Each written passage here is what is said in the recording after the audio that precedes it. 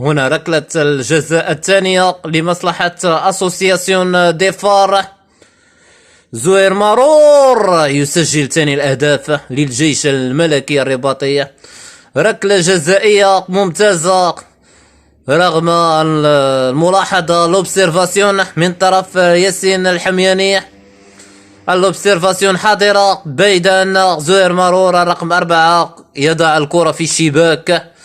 إنه ثاني الأهداف لفائدة الجيش الملكي قلعة أبناء العاصمة، وعن طريق زهير مرور الذي يضع الكرة في الجول. ثاني الأهداف للجيش. نهضة بركان يحاول العودة في الحصيلة والسكور سريعا. ركلة جزاء لفائدة النهضة الرياضية البركانية. محاولة تحقيق التعادل لفريق النهضة الرياضية البركانية. حكم الساحة حمزة الفريق يعطي الفرصة لفائدة نهضة بركان، وهدف التعادل.